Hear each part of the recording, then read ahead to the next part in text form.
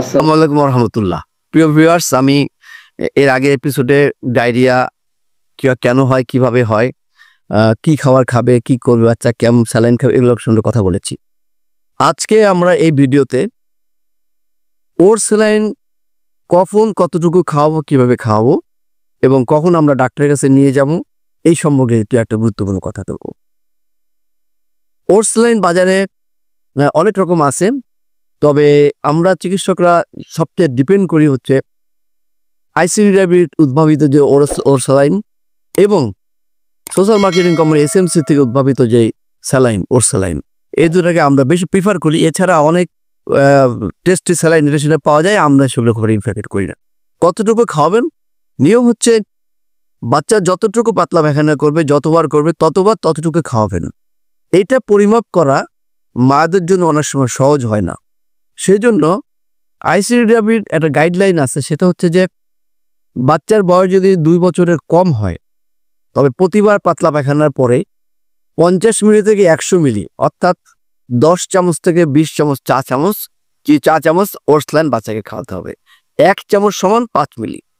বাচ্চার বয়স যদি 2 বছরের বেশি হয় তাহলে তাকে প্রতিবার পাতলা পায়খানার পরে 20 চামচ থেকে 40 চামচ অর্থাৎ 100 মিলি থেকে 200 মিলি ওর স্যালাইন তাকে খাওয়াতে হবে। কাপে হিসাব করলে সেটা আধা কাপ থেকে 1 কাপ। এরপরের বাচ্চাদের জন্য প্রতিবার পাতলা পায়খানার পরে 1 কাপ থেকে 1 গ্লাস, প্রয়োজন মতন বাচ্চা যদি আরো থার্স্ট একটু বেশি করে দিবেন, এই পরিমাণ খাওয়াতে হবে। এখন আপনি কিভাবে খাওয়াবেন? যদি আপনি পুরোটা স্যালাইন একবারে দিয়ে দেন, বাচ্চা খেয়ে বমি করে দিবে। এই জন্য এই স্যালাইনটা অল্প অল্প করে বাচ্চাকে দিবেন, 1 চামচ 2 চামচ করে ফেলে দিবেন। আস্তে আস্তে বাচ্চা খাবে।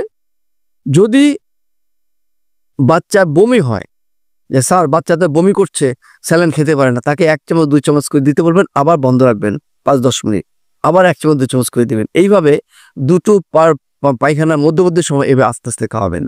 মনে রাখবেন, কোনো অবস্থাতেই বাচ্চাকে বোতলে করে ওর স্যালাইন খাওয়াবেন না। প্রিয় ভিউয়ার্স, এখন আমি একটু আগের এপিসোডে বলেছিলাম যে ডায়রিয়া হলে পানি শূন্য হয়ে যায়, শরীরে যেন স্যালাইন খেতে হবে। এখন কখন বাচ্চাকে জরুরি ডাক্তারের কাছে নিয়ে যাবে, এটা খুব ইম্পর্টেন্ট। যদি দেখেন ডায়রিয়া অবস্থায় বাচ্চাটা নিস্তেজ হয়ে গেছে অথবা ওর স্যালাইন খেতে পারছে না, লেথার্জি, তাকে দ্রুত হাসপাতালে নিয়ে যাবেন। যদি দেখা যায় বাচ্চাটা খিটখিটি হয়ে গেছে, ইরিটেবল হয়ে গেছে, থার্স্টি হয়ে গেছে, প্রচন্ড রকম সে পিপাসার্থ হয়ে গেছে, খিটখিটি করতেছে, তাকে দ্রুত ডাক্তারের কাছে নিয়ে যাবেন। যদি ডায়রিয়ার কারণে বাচ্চাটা খিঁচুনি হয়, দ্রুত ডাক্তারের কাছে নিয়ে যাবেন। যদি বাচ্চার ডায়রিয়ার সঙ্গে জ্বর এবং রক্ত পায়খানা হয়, দ্রুত ডাক্তারের কাছে নিয়ে যাবেন। যদি বাচ্চার পেশাব কমে যায়, দ্রুত ডাক্তারের কাছে নিয়ে যাবেন। এই সিমটমগুলো থাকে। এবং ছোট বাচ্চা যাদের মাথার চাঁদি আছে, এই চাঁদিটা যদি দেবে যায় ভিতরে দিকে, দ্রুত ডাক্তারের কাছে নিয়ে যাবেন। এখন ডায়রিয়া প্রতিরোধে আমাদের করণীয় কি? করণীয় হচ্ছে 2 মাস থেকে 4 মাসে বাচ্চাদেরকে ডায়রিয়ার ভ্যাকসিন দিবেন, বাচ্চাকে বিশুদ্ধ পানি খাওয়াবেন, খোলা খাবার খাওয়াবেন না, বেলপুরি, চটপটি, ফুচকা এগুলা খাওয়া বন্ধ রাখবেন। বাচ্চাকে বিশুদ্ধ পরিষ্কার পানি খাওয়াবেন। খাওয়ার পরে, খাওয়ার আগে এবং পরে হাত ভালো করে সাবান দিয়ে ধুবে, রান্না করার আগে পরিষ্কার করে হাত ধুয়ে নেবেন এবং বাচ্চাকে সর্বোপরি পরিষ্কার পরিচ্ছন্ন রাখবেন। আশা করি বাচ্চা ভালো থাকবে, আমরা ভালো থাকবো। আসসালামু আলাইকুম ওয়া রাহমাতুল্লাহি ওয়া বারাকাতুহু।